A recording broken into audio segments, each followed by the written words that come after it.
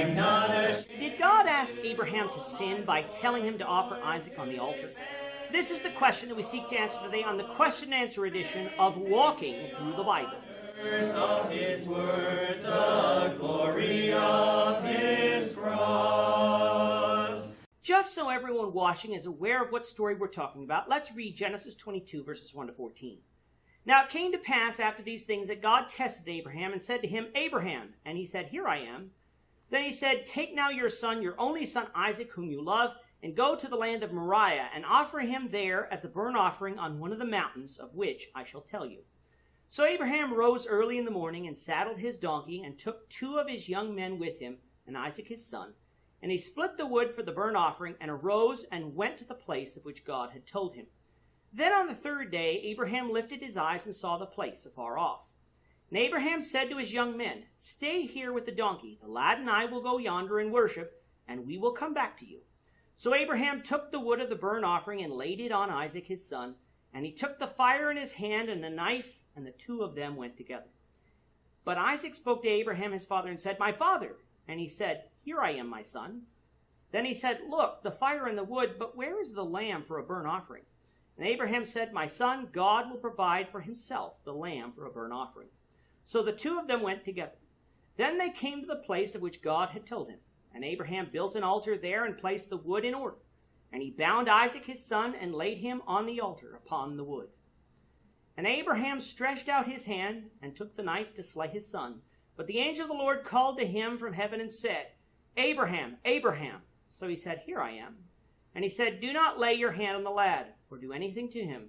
For now I know that you fear God, since you have not withheld your son, your only son, from me. Then Abraham lifted his eyes and looked, and there behind him was a ram caught in a thicket by its horns.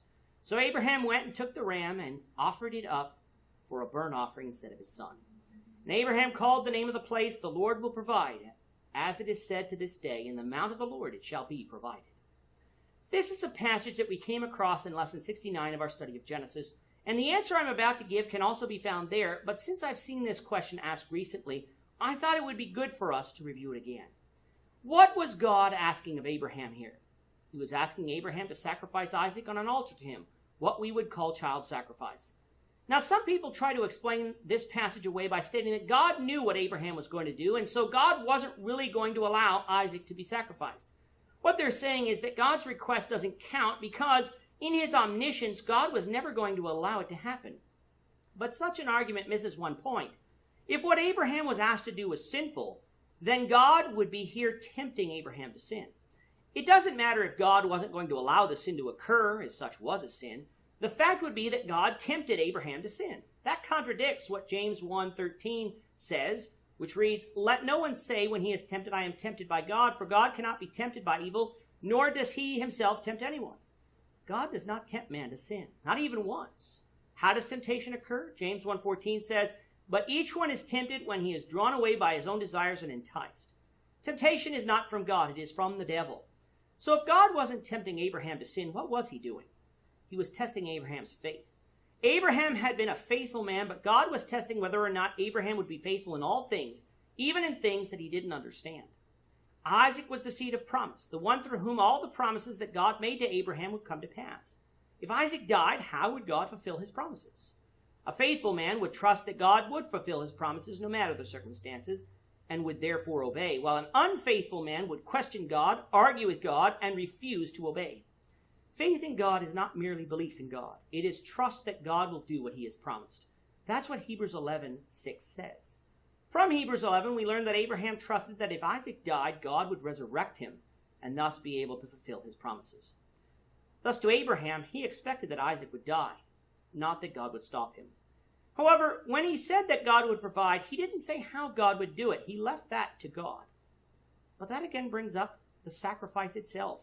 How could it not be sin for Abraham to sacrifice Isaac? For Jeremiah 32:35 says, And they built the high places of Baal, which are in the valley of the son of Hinnom, to cause their sons and their daughters to pass through the fire to Molech, which I did not command them, nor did it come to my mind that they should do this abomination to cause Judah to sin. Notice here why this was sin.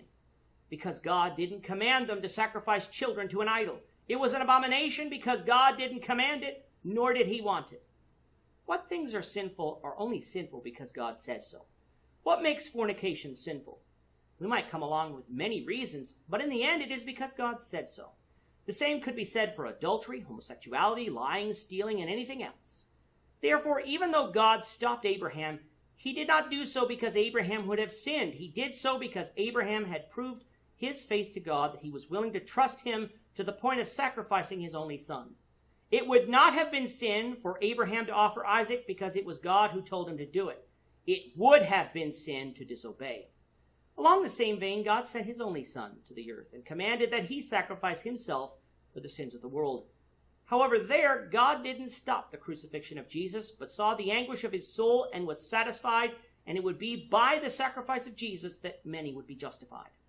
As God's creation, even though we like questioning God, the scriptures teach us in places like Isaiah 55, 8 and 9, that our thoughts are not God's thoughts, neither are our ways his ways. We may not fully understand what God asks of us, but if we are to have true faith in God, ours is not to question why, ours is but to do. Abraham obeyed God and was justified. Will we show that kind of faith and obey what God has commanded us to do today, so that we may be justified as well?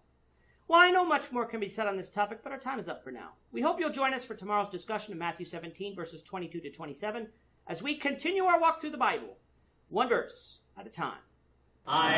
Thank you for watching today's episode. We hope that you found it edifying and ask that you not only subscribe to our channel and podcast, but that you like and share this episode among your friends, so that the saving gospel of Jesus Christ can go out to the whole world. Of his cross.